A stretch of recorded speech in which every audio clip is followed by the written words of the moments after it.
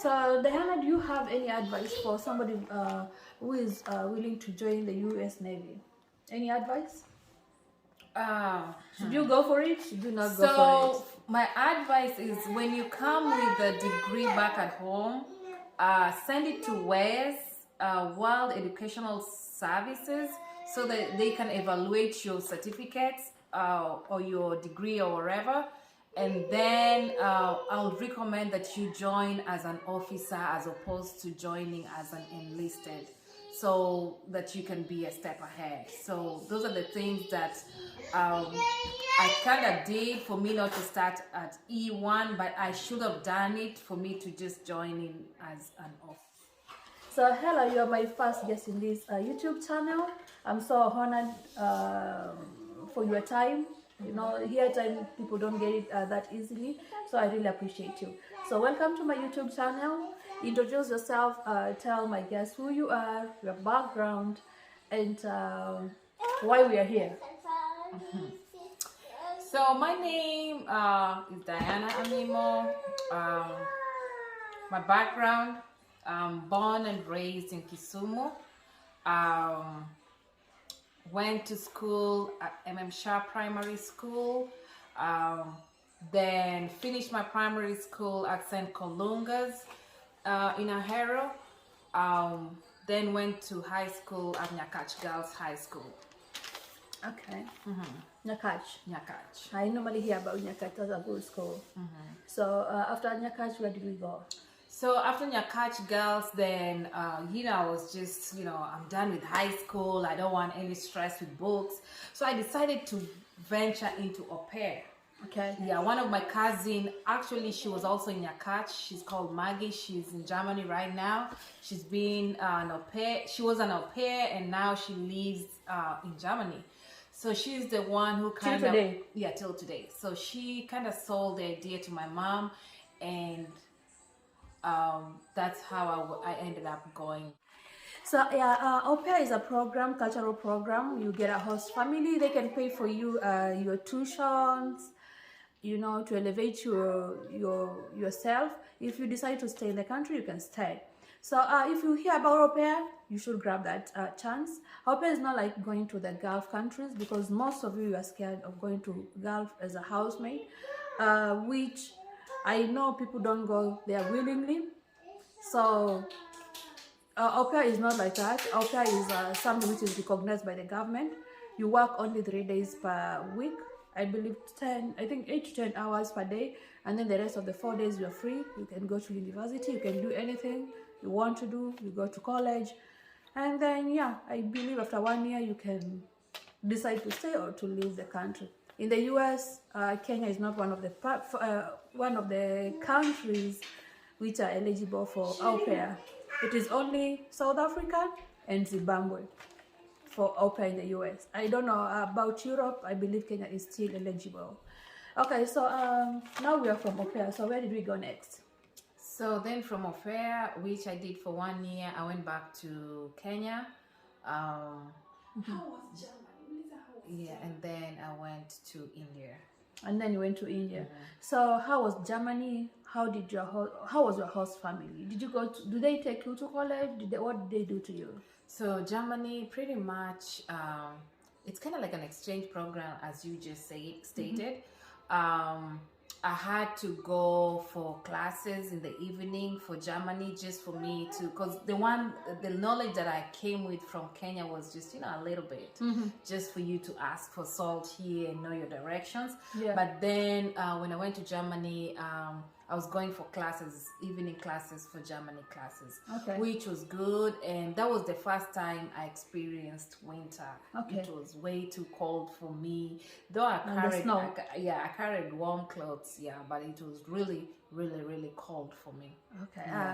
So now we are done with Germany. And the culture shock was one of the neighbors, the place that I was staying. The kids just came by to play with the host child, and he was kind of like touching my skin to see if my skin, rubbing it off. It's like and checking it up to see if you know it's dirty chocolates. or it's chocolate. I don't know what that was. Nutella. But yeah, Okay. that was also a culture shock for me. I was like, oh my goodness, they've never seen a black, but it was like a rural place, like interior No, rural village, place. yeah. Village. Countryside. Okay. So, but because it was kids, maybe they've never seen that black person. That's why. But still, they feel so bad. Yeah, I felt bad, but you know, a kid. What will I do with a kid? Beat or no, nothing. But anyways, other than that, my host family wasn't good. I have to say that. I wanted to stay longer or go to a different host family, but it was just a lot for me. I was like, let me just go back home. She was a single mother with 2 children, and I was taking care of the younger kid, which we were really good, you know, and he even cried when I was going back to Kenya, but it was just the mom wasn't a really kind person. I'm sorry for your experience, but at least it gave you a chance to go to Germany. But look, there are families that are good, really, really good. So if one time you get that chance to go as an au pair and your family is not good, you have an option to go to a different host family. Just when you're still back in Germany or wherever you guys are, I had the option to switch families, but I was like, oh no, look, I'm gonna just go back home. So yeah. So I don't know that much about au pair, but in Europe, but I know about a little bit about in the US because I've met an au pair here. And I have a host family with who are my friends, and they host au pairs because she have a little baby. So here is not like Gulf, when they take you there, you're done. Like the agency is not following up. Here every week they normally have a meeting with their regional officer or something. But as I said, Kenya is not allowed to be part of the au pair program in the US. It is only Zimbabwe and South Africa, and below 30 years, if I'm not wrong. So I feel like it is more safe because you meet up with your regional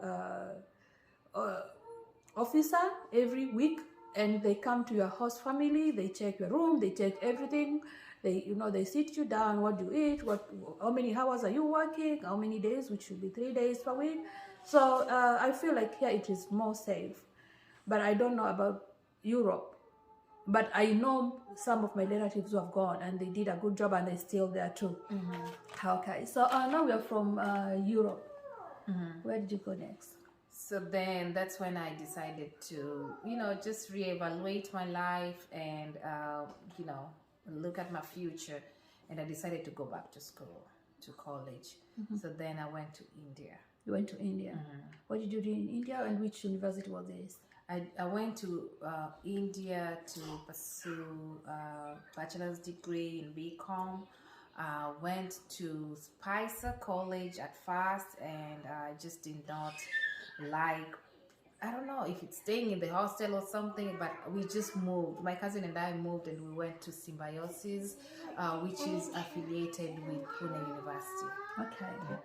So now you're done with your 3 years. You're here back with the BCom, and you're back in Kenya. So what did you go next? So then I just started looking for venue or how to come to the US. There's a time my brother sent me an I-20 to, apply for school. Actually, he applied for school, so I was supposed to go to the embassy to get a visa to come to school. They denied me. Visiting visa, I was denied. So basically, I went to the embassy like 7 times and denied. So these people did not want to hear. No, they actually, what they kept on asking was, "What is your ties?" Yeah, ties. What ties do you have? I was not married then. I didn't have any land. All those things like plays a role. Yeah. Okay, so you were denied 7 times. Me personally, I was denied 4 times. This is why I always tell people, if you are looking for one to come here, somebody sends for you invite, it is not a guarantee. You know, they just trying to help you out. So chances are not even 50-50. I think chances are even 20-80, you know. Even So- 97, 3.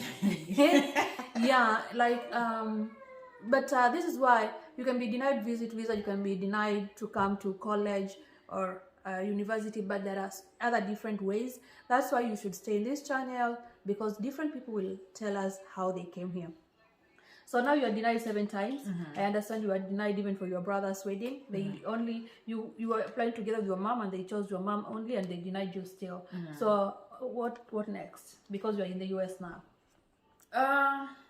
So at that point, I was like, what is in the US that these people don't want to give me a visa? You know, I was like, what is happening? Do people fly or walk on the air? It was just not making sense at all. Me being denied 7 times, I was like, oh my goodness. But look, I am a go-getter. I'm one person who's like, if I want something, I'll go and get it. But at that point, I was heartbroken. I was like, no, I'm not doing this anymore. I'm done. I'm done. If you guys, I even told my siblings, if you guys want to see me, you might as well just take a plane and come and see me in Kenya. I'm not doing this anymore. Because you're all your siblings, they were here, 4 of them. So how did they all end up here? So different ways. So exactly. So if you're denied one way or 2 ways, that is not the end of it. There are so many different ways to come. Okay, so now how did you come here? So for me, my boyfriend then applied for a green card, and luckily enough, on his I think 4th trial, because he kept on like applying for other people, and they'll get a green card, But you people but were not denied. him. Yeah. So then the 4th time he had gotten it, and he had just been promoted. Like he had gotten promoted, and he was gonna get good salary. So he was kind of torn apart coming to the US and just continuing working for that Maseno University. But then I convinced him to come this side. So we came. He had to give up, resign, and then it took us 6 months after we got our green card for us to come. But Okay. yeah.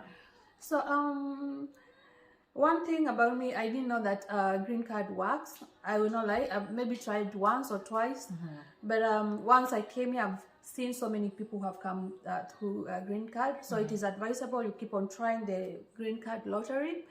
Who knows? Next, it's your chance to be here.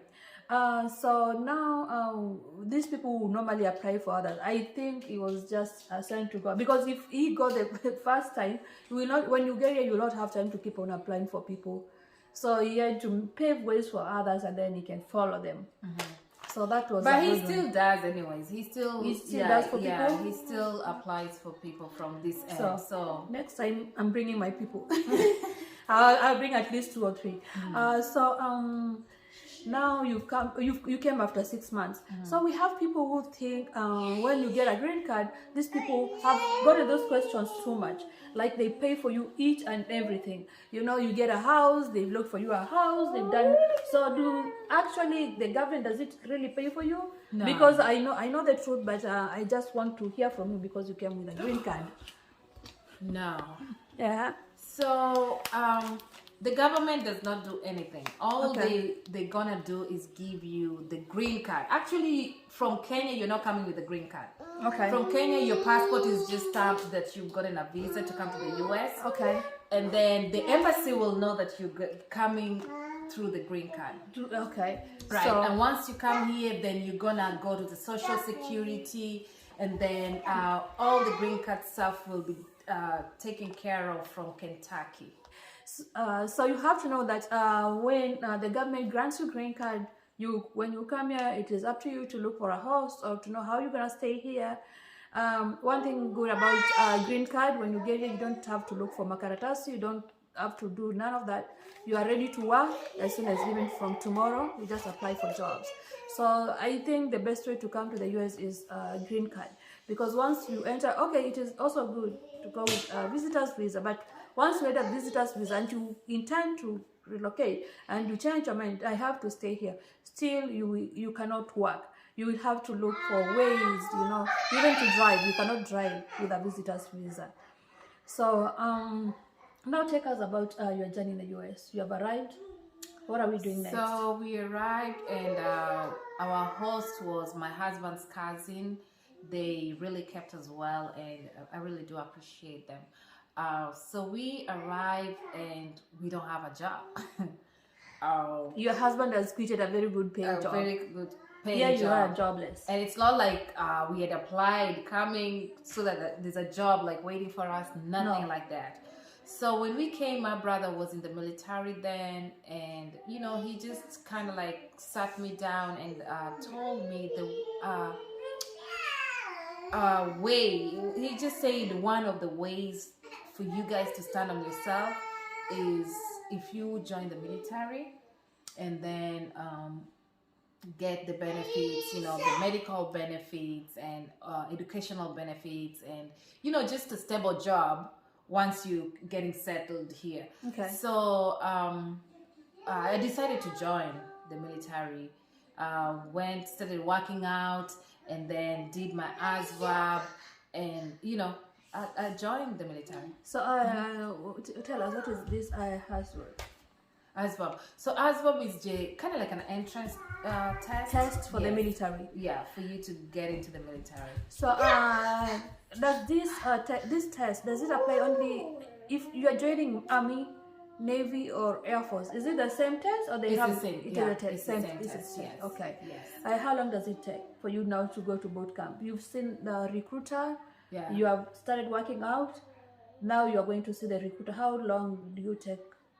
Before. So if you're in good shape and you are fit, you're ready to go. Like start applying and doing all that stuff after you've done your ASVAB.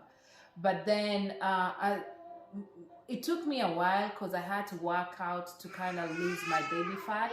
But I just given it was kind of like 18 months from me, postpartum.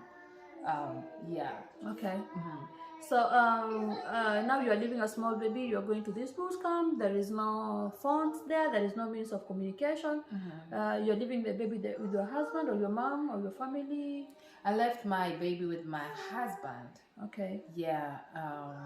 And my brother. They were staying at my brother's place for that period of time. Okay. And then my husband also had joined the military, so they left my son with my brother. And for you, you joined the U.S. Navy. When you say military is 3, so you are in the Navy. US Navy. Yeah. Okay. Mm-hmm. So in the boot camp, how long was it? So boot camp is 8 weeks. It took us 8 weeks. This is only 2 months. You go for boot camp. Is like kurutu. How in Kenya, I think it takes a long period of time, humiliations and stuff.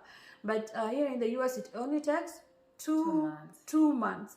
And the good thing about military, you get, as she say, benefits, medical and then benefits, education, medical education, and also you get instant citizenship. You don't have to wait for, do they normally wait for 3 to 5 years? Yeah, you don't have to wait for that. So when you just join the military, you become U.S. citizen as soon as they can process your stuff. So now after boot camp, where are we going? So after boot camp, then I went to A school. So A school is just kind of like another training on the job that you're gonna do in the military life. So for me, I took damage control. So damage control is like a firefighter in just the civilian world. So that is what you do. So that's what I do. So I'm a firefighter in the U.S. Navy. Oh wow! So I went to A school, and A school took me around 4 to 6 weeks, and then I was done, and then I was stationed here in Norfolk. Okay, so how long have you been stationed in Norfolk so far? So Because here is where I met you. yeah, so 10 years now. I've been enough for 10 years. Oh, 10 years. Yeah. So you've been stationed 1 plus 10 years.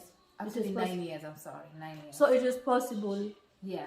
to be stationed 1 plus for all those. It is, but you know, it's kind of like rare. It is rare. So you rare. just got lucky because Yeah. your kids are growing up in the same spot. Yes. So back to the question. Can you tell us about the pros and cons of joining the U.S. Navy? The pros, it's the benefit. I'll tell you all day long.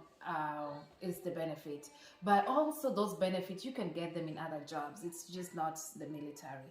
But that was just our stepping stone, since we had not gone to any university or college here, and we were just like kind of green. Okay. So that was the only way out for us to start. So did you join alone? Oh, you joined alone. Your husband stayed home. Okay. Yes. So and also. So that's the pros. So benefit is there. There is a housing. They pay for your housing too. Mm-hmm. That's another benefit. School. They can pay for you. They pay for your school. And if you don't want to utilize, some people don't want to go to school. They're like, oh, they pass it to their kids. Yeah, they pass it to their kids. So those are the pros with the military. Okay, and also traveling. Yeah, traveling. Oh, you travel, you see the world. I understand that you've been like to almost 15 countries. Yeah, I've been to a couple of countries, but Portugal, you know. And my Bahrain people, have you ever met her? She was in Bahrain. What about also if Cons. you before we go to cons, also that is let's say you want to purchase a home. You know, it is good if you can put something on the table, like a deposit. But if you are in the U.S. military and you want to purchase a home instead of paying all this rent, at least for a military personnel, you can purchase a home without any down payment, right? That's true. That's true. Yeah. Very true. But I advise people to put down payment anyway. But yeah, but that's also a pro. So yeah, it is not that is not a privilege with any other person who is not working for the military. So okay, now tell us about the cons. So the cons is if you don't like working out, it's not your thing. You better run. But another thing is, oh my goodness, like deployments. Oh yeah. So if you're a mother, Jesus Christ, you're gonna leave your children or kids for 8 months. Imagine 8 months without seeing your children's milestones. That was that one up to today. That's why I want to get out of the military, because I just had another baby and I can't afford leaving her. You know. No. So and also sometimes you're saying outside the sea, you know, those tides and stuff. That one. And then also being stationed in different states, you have to leave your kids, especially are the ones who are affected, because they have to leave their friends to go to a different state. So that much too I don't like about the military or Navy per se. Okay. So how long have you been in the military? 9 years. 9 years. Okay. It was so nice knowing about your military journey. So you can, about military here. Do they check about how you performed in school, high school, or anybody can pass as long as you have that certificate? So no, yes. So if you have high school education, there. That's it. Even if you got a D or E, I think you can still join. So it doesn't have limits. The only limit is how to get here. And the only limit also is your ASVAB. So if you want to join the military, you better just study for your ASVAB for you to perform well, to get to pick jobs that are good. So Diana, do you have any advice for somebody who is willing to join the U.S. Navy? Any advice? Should you go for it? Should you not go for it? So my advice is, when you come with a degree back at home, send it to WES, World Educational Services, so that they can evaluate your certificates or your degree or whatever, and then I would recommend that you join as an officer as opposed to joining as an enlisted, so that you can be a step ahead. So those are the things that I kind of did for me not to start at E1, but I should have done it for me to just join in as an officer. So I have a question here. In India, what did you get? Was it a degree or? I got a degree. So did you get it like enlisted, or you didn't know all this process? So I didn't know all this process. No. I knew part of it, but they were delaying my kind of the world education for the evaluation. They were delaying it, and once it got into the military, it was way too late. I'd already gotten into the boot camp. So I was already enlisted. There was no way they're gonna switch me from enlisted to officer at that point. But for example, your husband has masters, right? So if he wanted to join, he could just go straight like an officer. As an officer, yes. Okay. So I or have if another. You have any education from this place, you can a degree from this place. You can join. Still, You can still join. Because as an officer, you are very well paid. So I have another question. But if you join like enlisted, right, and you get a degree, right, you can you switch? Yes, you can switch. You can switch. Yes, you can switch. Okay. Okay. So another thing is just take the advantage of tuition assistant. Don't use your GI Bill before you kind of plan to get out. Just use the tuition assistant, and once you get out, then you can, do your master's or PhD with your GI Bill. Okay. Yes. So do I have other questions for you? How is it? How do you balance being a wife, being a mom, being in the US Navy? And also, guys, we're coming back to this. She is a CEO. She has her own company in the United States. So how do you balance all these things? So it's not an easy task, but it's just how you plan yourself. For me, my husband has been such a help. The first year that I joined the military, he was the one taking care of our son.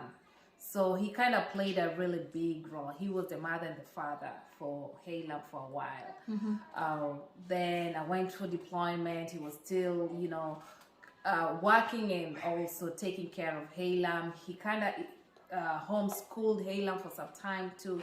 So for me, it was just that balance that, it's how you kind of work it out with your spouse. Okay. So he was super, super, super helpful. Okay. Yeah. And that's what has been keeping me going. He always kind of pushed me to achieve my dreams. Right now, he's on my side to kind of like finish my master's. So he's someone who really supports me in all ways of my. So he has been, your husband has been very, very supportive. Very, very supportive. So here, if you're a single mom, if you're a single dad, because we have so many, it is quite challenging. But there are daycares, people still make it. But if you have a very supportive partner, then even the sky is not the limit. You can achieve each and every dream. So even apart from being a wife, a mother, working in the US Navy, CEO in your company, you are also doing the masters. Oh wow. We are proud of you. Thank you so much for your service. We really appreciate you. Thank you. Yeah. So guys, let's meet part 2. She will tell us how she formed her own company and the challenges she's facing and how she's managing it. And for those people many people know what she's doing. As you can see, her hair is sister locks. She is the one who does my dreadlocks as well. So she is the locks master in the United States. So and she has her own hair products. Let's meet in part 2. You hear what she's doing, like a CEO of Locks with Love by Lady D. Yeah. Thank you so much for your time. Thank you for your time, and thank you for having me here today. Okay, thank you so much.